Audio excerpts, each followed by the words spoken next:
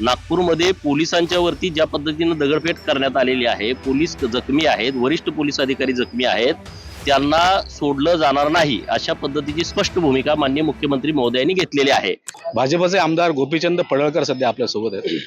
Sir, औरंगजेबाच्या कबरीवरून नागपूरमध्ये मोठा हिंसाचार घडलेला आहे। सरकार याच्याबाबत नेमकी काय कार्यवाही? सभागृहामध्ये राज्याचे मुख्यमंत्री माननीय देवाभाऊनी याबद्दलच्या स्पष्ट सूचना दिलेल्या आहेत। जो औरंग्याचं उदात्तीकरण करेल त्याची बाजू कुणी घेणार नाही, त्याला खपवून घेणार नाही, त्याच्यावरती योग्य कारवाई होईल। नागपूरमध्ये पोलिसांच्या वरती ज्या पद्धतीने दगडफेक करण्यात आलेली आहे, पोलीस जखमी आहेत, वरिष्ठ पोलीस अधिकारी जखमी आहेत, त्यांना सोडलं जाणार नाही अशा पद्धतीची स्पष्ट भूमिका माननीय मुख्यमंत्री महोदयांनी घेतलेली आहे। आता राहिला विषय औरंगजेबचा, तर औरंगजेबच्या बाबतीमध्ये काही लोकांना पुळका आहे, त्याचं उदात्तीकरण करणं, त्याला चांगला प्रशासक म्हणणं, अशा पद्धतीची वेगवेगळी स्टेटमेंट केली जात आहेत। अबू आझमी आमदार आहेत, ज्यांनी मागच्या 8-10 दिवसापूर्वी असं स्टेटमेंट केलं होतं, त्यांना पूर्ण अधिवेशन होईपर्यंत निलंबित केलेलं आहे।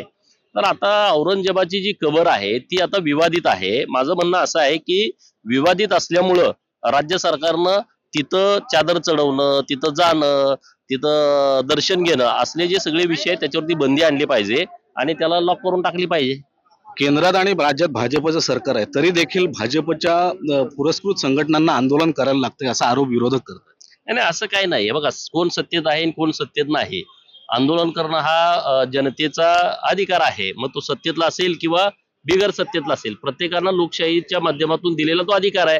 आता आम्ही पण सत्तेत आमदार आहे, तर आम्ही पण कधी कधी आंदोलन करतो ना, जेव्हा जेव्हा आपल्याला काही भूमिका मांडायची असतात तर लोकशाहीच्या माध्यमातून आपण मांडू शकतो। धन्यवाद सर, महाएमटीबीशी संवाद साधल्याबद्दल। तर हे होते भाजपचे आमदार गोपीचंद पडळकर। कॅमेरामन आलेख चाळकेसह मी सुहास शेलार, महाएमटीबी, विधान भवन, मुंबई।